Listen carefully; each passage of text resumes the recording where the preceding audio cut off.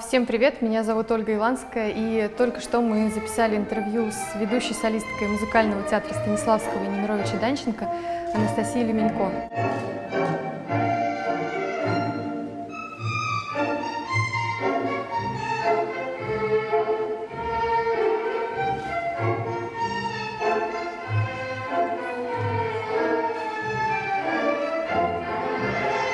У нас получился достаточно откровенный, душевный разговор. Я очень надеюсь, что вам понравится интервью, и вы досмотрите его до конца. А уже сейчас можете подписаться на канал и поставить лайк этому видео. Приятного просмотра. Она меня убрала из состава. И вот для меня это был такой вот какой-то удар. Наверное, если бы я тогда вот не выкладывалась на вот эти 200%, наверное, моя судьба могла бы сложиться по-другому. Император начинает прибирать вот все, что его сынок наворотил. Своего рода ультиматум, что мы должны дать ему ответ, идем мы в Станиславский или нет, до просмотра в Большой. Когда это произошло, на следующий день я пришла на работу, я спасалась в ней, потому что я не отказалась танцевать спектакль. Это для себя какой-то... Да, это вот как раз я начинала рассказывать про то, что я, в принципе, реализовываю свою детскую мечту. Должен быть рядом человек или откуда-то должны прийти правильные слова, которые смогут тебе помочь подняться, потому что все... Расскажи, с чего все начиналось, откуда ты родом, как в твою жизнь пришел балет? Я родилась в Беларуси, в городе Минск. Балету предшествовала художественная гимнастика, но мне дико не нравилось, я убегала с занятий, и вообще я хотела быть мультипликатором, я хотела рисовать. Вот. В балет я пришла, потому что эта профессия, наверное, была мечтой моей мамы, и именно я пришла не потому, что я хотела, а потому что родители избрали для меня этот путь. Но я безумно благодарна педагогам, в частности, Наталье Григорьевне Филипповой, потому что с ее классов начинались мои первые шаги в балете, и она смогла привить любовь к этой профессии, и именно она во мне увидела что-то такое, как бы, что она стала развивать, стала со мной дополнительно заниматься, и она меня подготовила на мой первый балетный конкурс.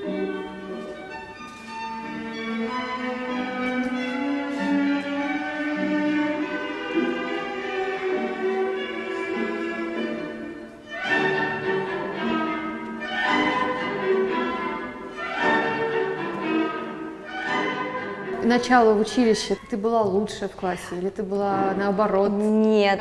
Как данные развивала или все было? У меня всегда была очень гибкая спина. Не могу сказать, что у меня были плохие данные, но они были весьма средние.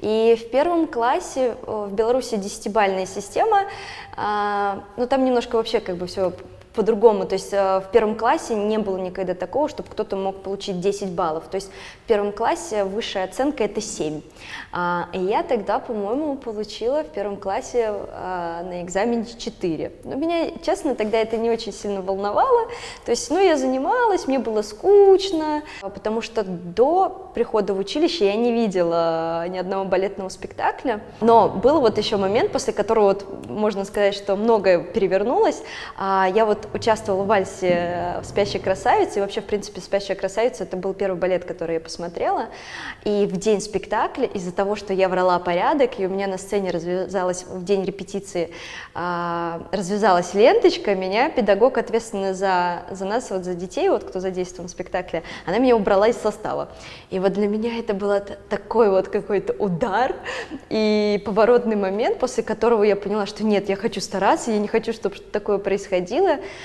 И я стала... То есть у тебя какой-то спортивный интерес проснулся? Да, вот неожиданно абсолютно, потому что за, наверное, первые 1,5 года учебы в хореографическом училище я растеряла свою гимнастическую растяжку, то есть я прям ленилась, я дополнительно ничего не делала, но вот именно после этого момента я поняла, что я не хочу, чтобы так было, я хочу быть лучшей, и я хочу танцевать на сцене, и я вот стала дома очень много сама растягиваться, и вот, наверное, вот это рвение мне увидела Наталья Григорьевна, и поэтому она решила, что мне нужно попробовать подготовиться на балетный конкурс.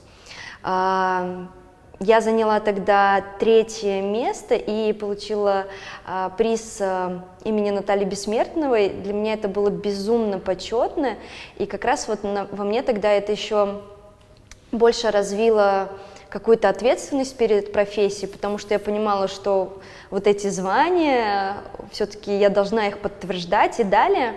И педагог тоже решил, что нужно продолжать вот эту конкурсную стезю.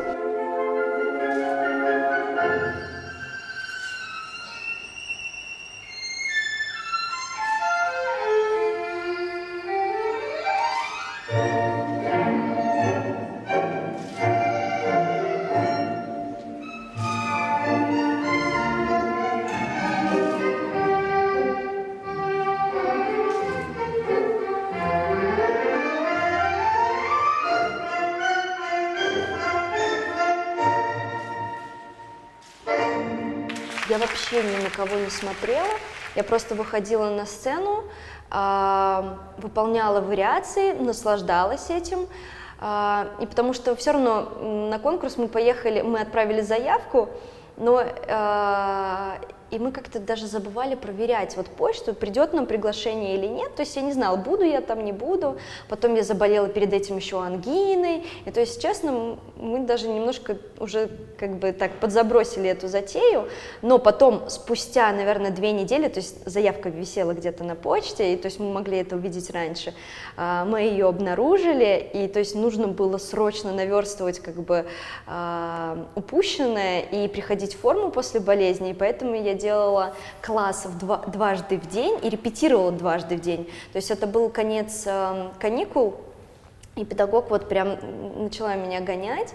И честно, я сейчас не представляю, как я выдерживала вот эту нагрузку, потому что, конечно, в театре бывает огромный объем репетиций и так далее, но это школа, и вот этот темпоритм, то есть я с утра приезжала к 9 часам в училище, я делала класс, репетировала 6 вариаций, потом приезжала домой, спала, возвращалась в училище, и вот абсолютно все повторялось сначала. Олимпиада такая. Да, и то есть педагог избрала тогда такую систему, грубо говоря, чтобы за день проходило 2. И то есть таким образом мы наверстали. И после этого конкурса я еще участвовала в ряде других, и как раз после одного из них меня пригласили учиться в АМГАХ. И, конечно, для моих родителей такой шаг, вот отпустить ребенка в 14 лет в Москву, все равно, ну, как бы, то есть им нужно было на это решиться. Понятно, что расстояние это там, не Америка и ну, не на краю света, то есть, в принципе, близко, но все равно Москва сумасшедший город.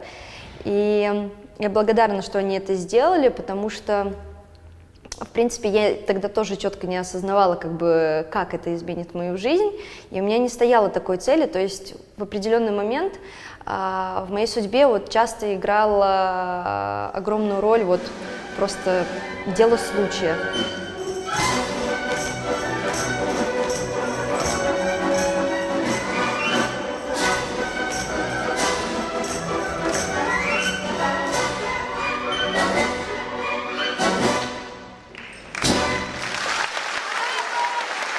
Ты работала много с Сергеем Полуниным. Расскажи какие-нибудь ситуации, возможно, интересные из этого дуэта. У него нету на сцене какой-то заученности эмоций. То есть ты никогда не знаешь, чего ожидать, и в принципе мне это нравится, потому что это добавляет на сцене жизни. И вот какой-то из спектаклей, какой-то вот из Майерлингов был момент, там есть, когда он просто меня толкает, и я просто делаю подборы от него к нему, от него к нему. И, видимо, ему хотелось еще большей какой-то от меня реакции, он такой: бойся, бойся! У него бывает такое, что он начинает на сцене разговаривать, и разговаривать именно не так, что там, ой, сейчас нужно сделать вот это или то, то есть со мной разговаривает не Сережа, а Рудольф, и поэтому, в принципе, мне это очень откликается, и мне это нравится. Но бывали случаи, когда он забывал порядок на сцене, нужно было: Сережа, сейчас докажи это, вот как бы какие-то такие моменты. На самом деле с Майерлингом связано очень много историй, когда Рудольф вместе с офицерами убегает из борделя, Сережа все время прыгал через стол и через диван. И в принципе это уже было динамично, и как бы все любили этот момент. Но как-то раз он опрокинул стол, там стоял графин с водой, опрокинулись бокалы, то есть это прям не знаю, для сцены это необычно, потому что, в принципе, как-то привыкли, что все идет гладко, а тут это вот как... Артисты не раскололись на сцене? Не раскололись, но потом нужно было наблюдать картину, потому что там быстрая очень перемена декораций, нужно было наблюдать картину дальше. Уборщицы не было на сцене была разлита вода, какие-то вот мусор валялся, еще что-то. И, в общем, Алексей Карасев был тогда императором, и выходит на сцену император и начинает прибирать вот все, что его сынок наворотил. Вот. Но с ним никогда не бывает скучно. То есть были моменты, которые, с одной стороны, можно сказать, с его стороны безответственные, потому что там репетиции какие-то он пропускал, там что-то не складывалось, но именно как артист он действительно творил. То есть он не так, что штамповал вот ремесло какое-то, клепал на сцене. То есть он как раз мог себе позволить вот за счет своей вот этой какой-то уверенности и свободы, которую ему дал Игорь Анатольевич Зеленский, он мог позволять себе на сцене какие-то вещи, которые, допустим, хореографы не любят. Но за счет этого, мне кажется, что спектакли с его участием всегда вот были очень ожидаемы за счет вот этой жизни настоящей. А не так, что вот как бы каждый раз ты на спектакль приходишь и видишь... Уже все известно. Да.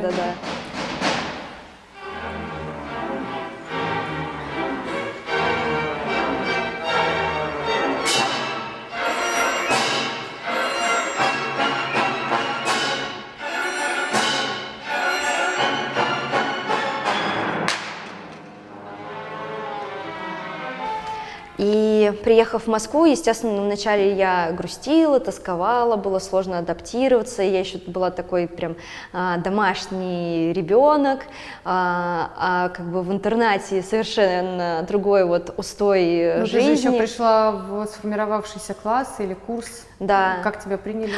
Единственный был момент, я пришла в класс Елены Александровны Бобровой, но до этого этот курс вела Архипова.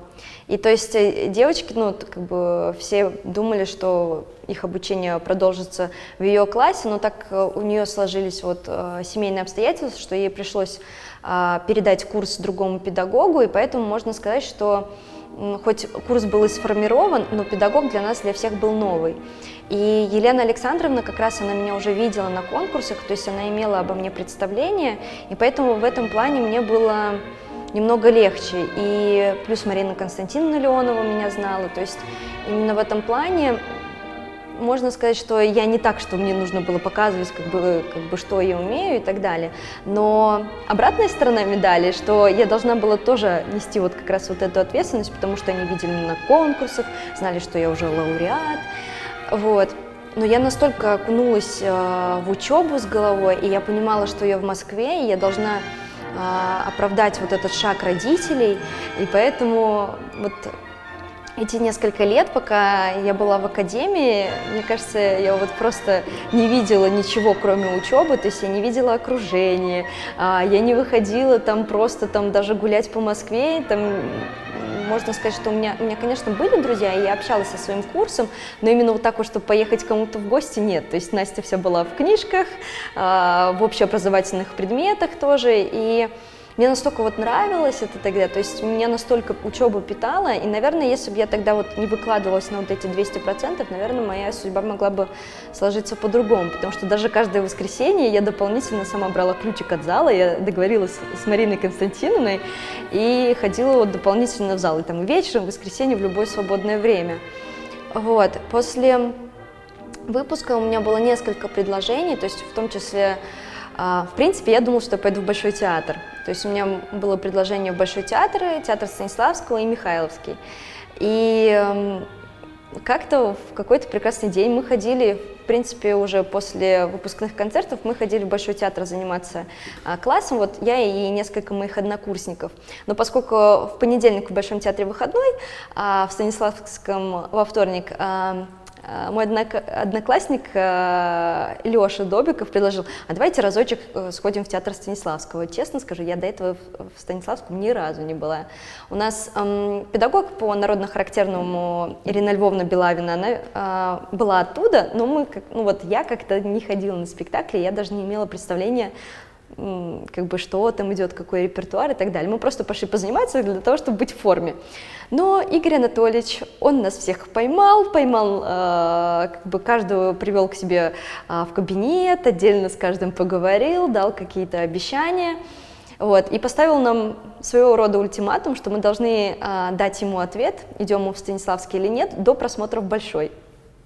И вот тут вот начались вот эти какие-то сумасшедшие метания, потому что кроме меня, получается, нас 5 человек, вот кто пришел вот так вот в Станиславский, и поговорили с Игорем Анатольевичем, чего мы только не делали. Мы и тянули спички, и бросали монетки, потому что очень сложно принять вот это решение, потому что плохо, когда у тебя вообще нету никаких приглашений, но и сложно, когда у тебя вот как бы есть выбор, потому что ты не знаешь, как, ну это в принципе решается в какой-то степени твоя творческая судьба.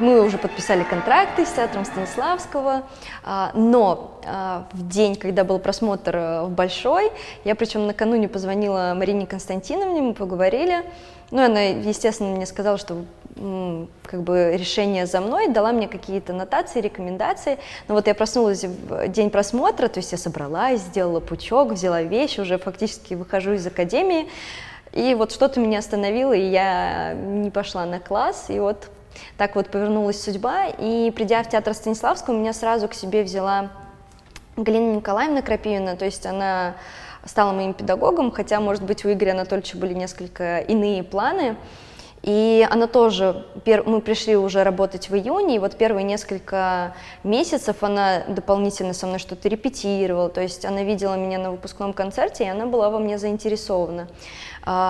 И с начала сезона было принято решение, что я буду готовить «Снегурочку», и вот в декабре я станцевала свой первый ведущий спектакль, то есть буквально через несколько месяцев после прихода, но я, конечно, просто горела этой ролью, плюс это вот, часть истории театра Станиславского, потому что этот балет, я не знаю, он настолько глубокий, и он настолько отображает традиции именно нашего театра, и вот эта партия, она настолько, мне кажется, на меня легла, и вот я настолько ей прониклась, что вот танцую уже 8-й год этот спектакль, я каждый раз танцую его как будто заново, естественно, моя героиня меняется, и потому что я меняюсь, то есть я не пытаюсь сохранить вот как бы свою первую какую-то зарисовку, но для меня это вот как такая вот драгоценность в моей коллекции спектаклей, и я безумно рада, что именно с него началась моя вот какая-то вот мой рост в театре.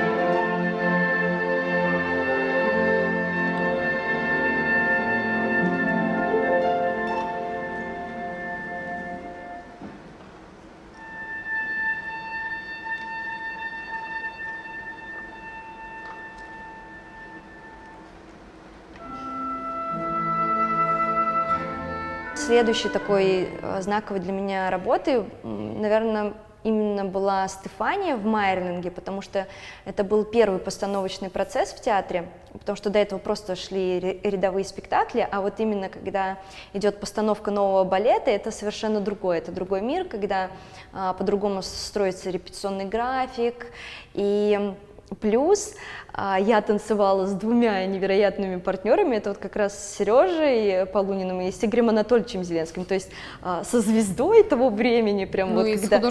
И с художественным руководителем. И мне на тот момент было только 18 лет, и спектакль очень непростой, потому что он эмоционально наполненный, там все равно непривычно... Там такие акробатические поддержки. Непривычная хореография, много поддержек, очень много мизансцен. Но я тогда настолько была счастлива, я пересмотрела все фильмы, которые относились к истории Майринга, перечитала биографию кронпринца Рудольфа, всех Габсбургов.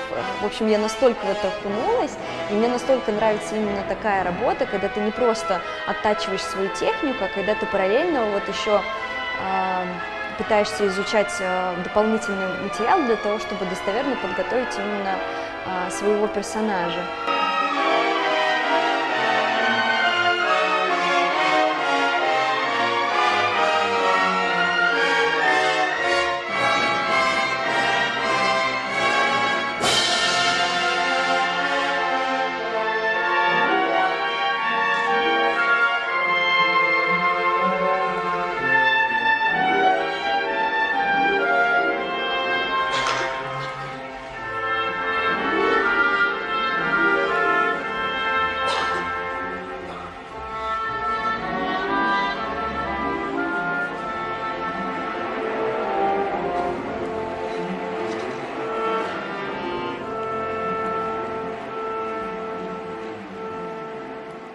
И, наверное, вот именно с постановочного процесса пошло вот полное погружение в труппу. То есть до этого мы все равно были как особнячком, вот такие вот молодежь, зелененькие там и так далее.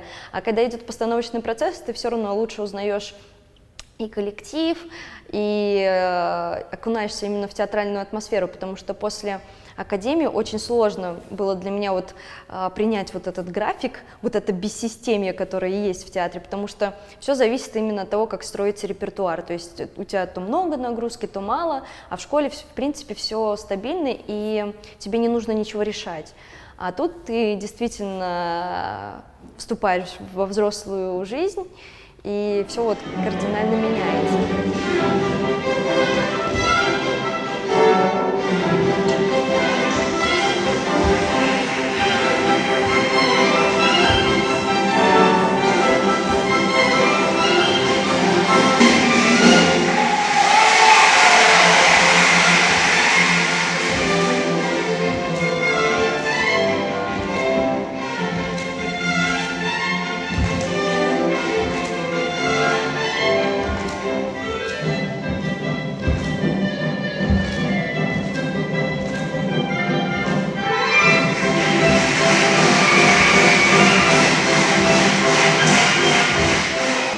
Люблю работу, я люблю учиться, то есть это меня питает, и вот как раз вот первые несколько лет, когда ты вот полностью окунаешься в этот процесс, нужно очень много учить репертуара, то есть у меня не было такого, что я пришла и сразу солистка, и я вот только вот учу, готовлю свой спектакль и все. Нет, то есть помимо этого я должна была включаться и в какие-то второстепенные партии, где-то в кардебалет, и то есть объем материала, который нужно учить, это он был нескончаем. Мне кажется, я все вечера проводила перед компьютером и только и делала, что учила текст спектакля. Но это было здорово, и то есть в принципе, сейчас это как-то этого становится меньше, потому что сейчас вот как раз молодежи помогают легче войти в спектакли, то есть выписывают им отдельные репетиции, а нас вот часто как котят кидали в реку и выплывет, не выплывет, выучит там за 2 дня роль, хорошо, нет, значит не в составе. Вот, и то есть мы прошли хорошую такую вот школу, и была тогда тоже и дедовщина, то есть старшее поколение артистов могли там и построить нас, и что-то очень жестко сказать. Сейчас как-то почему-то я даже слушаю артистов из других театров, там из Большого, из Мариинского, и это все как-то отходит, потому что раньше вот эти правила, устои театральные, они как-то соблюдались намного строже, мне кажется, в этом был вот какой-то свой особый шарм. Вот. И еще в конце первого года работы у нас ставилась Бейдерка, мы работали с Натальей Макаровой, это тоже такой уникальный опыт, и плюс параллельно я готовилась на Московский международный конкурс, то есть нагрузка была огромная, но я по себе понимаю, что когда я вот вхожу вот в этот какой-то невероятный темпоритм, я успеваю еще больше, потому что когда у меня нету работы, и тогда вот очень сложно раскачать вот в себе вот эту энергию. И поэтому вот первый год театральный, он был такой вот прям насыщенный, запоминающийся, и как-то вот, наверное, он дал вот хороший вот фундамент и такой хороший старт именно. Потому что сейчас вот, наверное, я вот так оглядываюсь назад, после первого года многие другие сезоны, они уже стираются. То есть ты помнишь отдельные какие-то события, но уже не так ярко, как именно первый год работы в театре.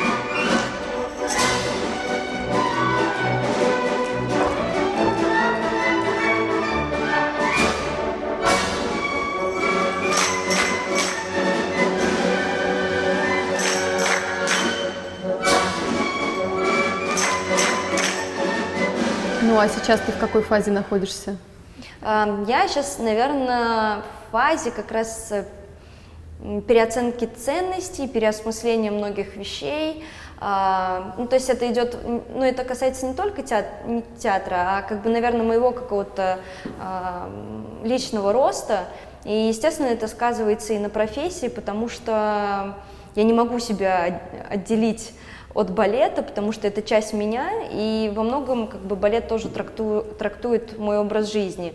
И я, в принципе, этому рада, потому что у меня нету такого, что... Бывает такое, что кто-то устает от своей профессии. Нет, то есть я могу сказать, что я ненасытна. То есть бывают моменты, естественно, когда у тебя эмоциональный упадок, но скорее это связано с тем, что ты не дал себе отдохнуть, ты не дал себе восстановиться. Ну вот просто ты писала недавно о том, что у тебя был, я так понимаю, какое-то эмоционально сложное состояние. Но это связано, это... Мне все равно, мне как бы сложно об этом говорить. Это у меня не так давно ушла из жизни мама, и для меня это, конечно, вот я сейчас говорю, мне все равно как бы мне очень больно, потому что все равно как бы каждый проходит через вот эти утраты, и я вот думала, что я настолько, как бы, наверное, сильная, и как бы, несмотря вот на весь вот этот какой-то определенный ужас, ты никогда к этому не будешь готов. И это вот настолько меня перевернуло, то есть, допустим, я не сразу это, естественно, ты не можешь это сразу осознать, но это как бы все равно откликается сейчас это вот во мне не только вот как бы касаясь там просто жизни, то есть я понимаю, что это я и в работе буду другая, то есть готовя какие-то партии, я все равно буду уже по-другому подходить и... Ну а ты себя сейчас работой как-то отвлекаешь? Или... Можно сказать, что у меня, в принципе, вот когда это произошло, на следующий день я пришла на работу, я спасалась в ней, потому что я не отказалась танцевать спектакль, я полностью отработала все репетиции, и причем репетиция тогда у меня была с Изабель Герен, и то есть я настолько окунулась в работу, и то есть она настолько меня поглотила, что я вот, наверное, на какой-то момент вот именно психологически в этом спасалась. Вот, потом прошел какой-то период, и получилось так, что сейчас в блоке Дон Кихота я не вышла, потому что 4 спектакля, а у нас 5 составов. Вот, и у нас как раз вот у Лорана есть такое, что субординация имеет очень большое значение, и сначала выходят примы. Вот, и поэтому у меня получился период, можно сказать, такого безделия, и вот тогда меня очень сильно накрыло, то есть я, в принципе, у меня всегда вот как бы очень много энергии, то есть я даже не знаю, куда ее деть, и постоянно чем-то занимаюсь, у меня много интересов, но меня накрыло, то есть у меня было какое-то супер болезненное состояние, то есть я ничего не могла, я не могла просто поднять себя с кровати, и вот это вот какое-то эмоциональное опустошение, и ты находишься наедине с самим собой, и в принципе я спокойно отношусь к одиночеству, у меня нету такого, что я от этого страдаю, но вот как раз нужно было остаться с этими какими-то сложными и моментами страшными мыслями, и ну, до этого были еще как бы события, то есть уход мамы стал каким-то апогеем вот определенных личных моментов, которые у меня происходили.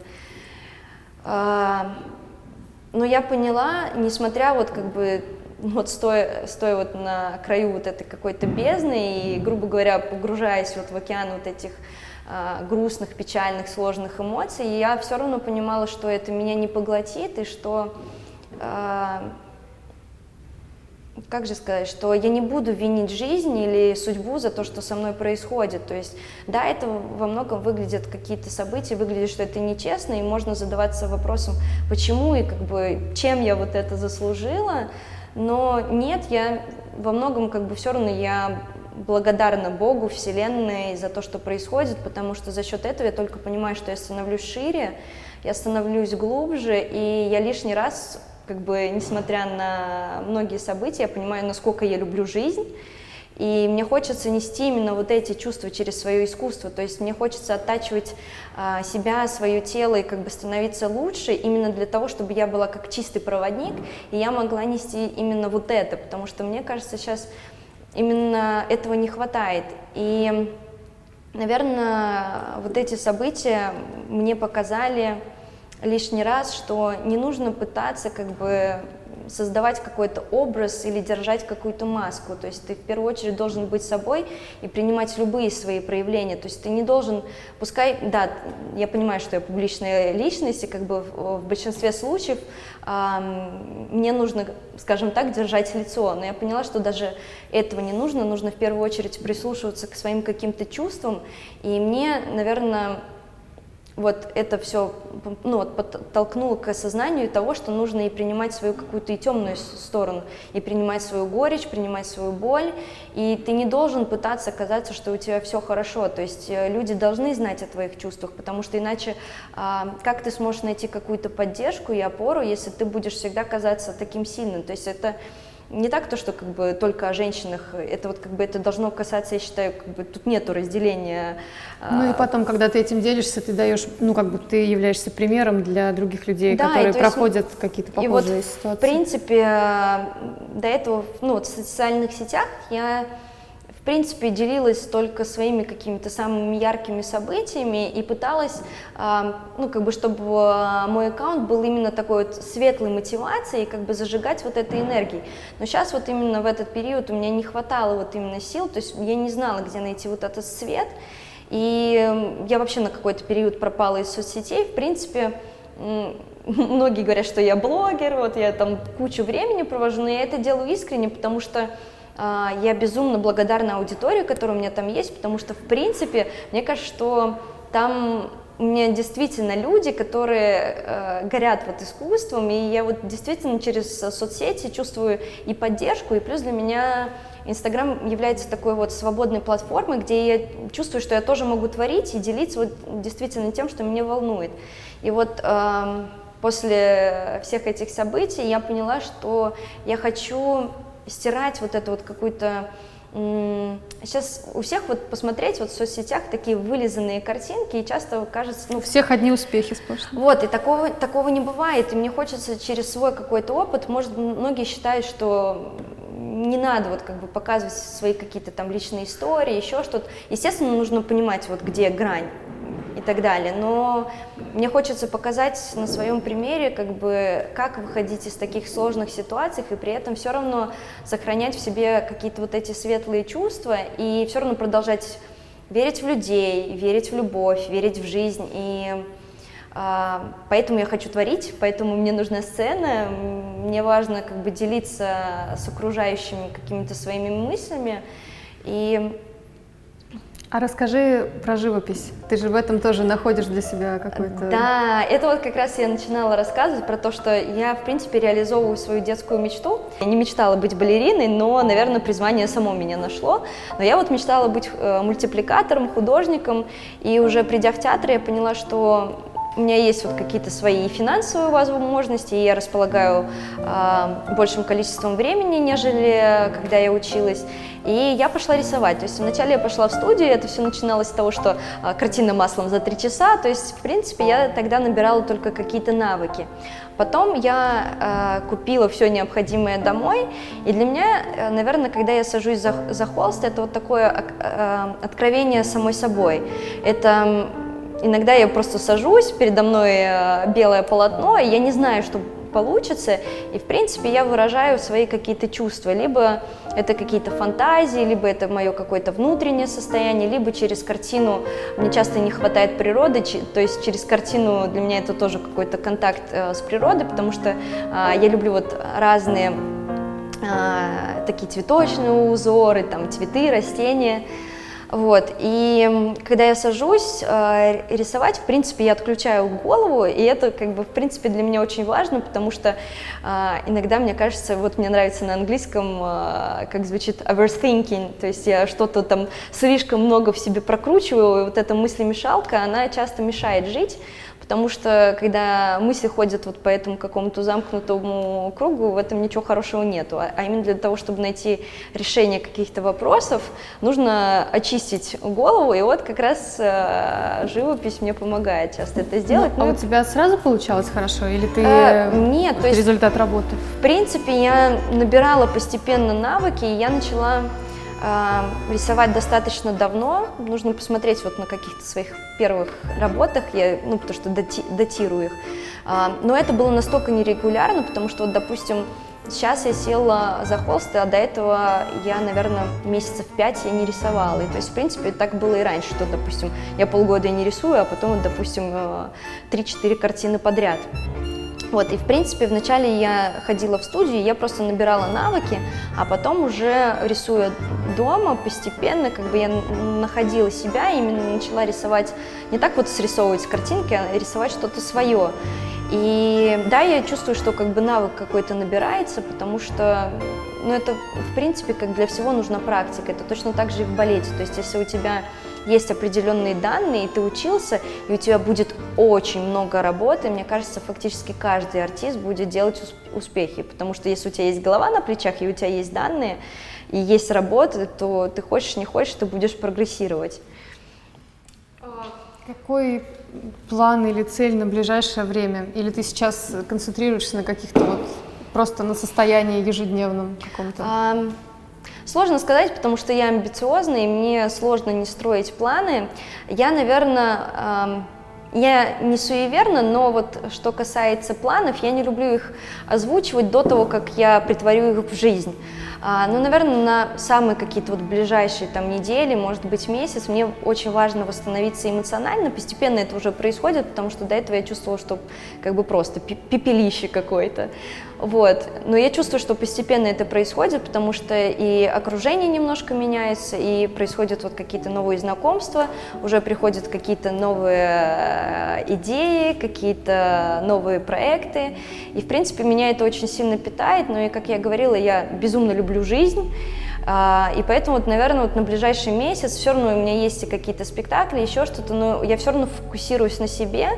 И, наверное, вот из этого состояния, естественно, я уже выхожу абсолютно другой, то есть это мое новое я, и, наверное, я вот в первую очередь сейчас работаю над этим, то есть это, может быть, внешне выглядит, что ничего не происходит, но, тем не менее, я для себя понимаю, что как бы сейчас это намного важнее, то есть это такая какая-то новая внутренняя база, от которой вот дальше уже будут идти какие-то новые ветви развития.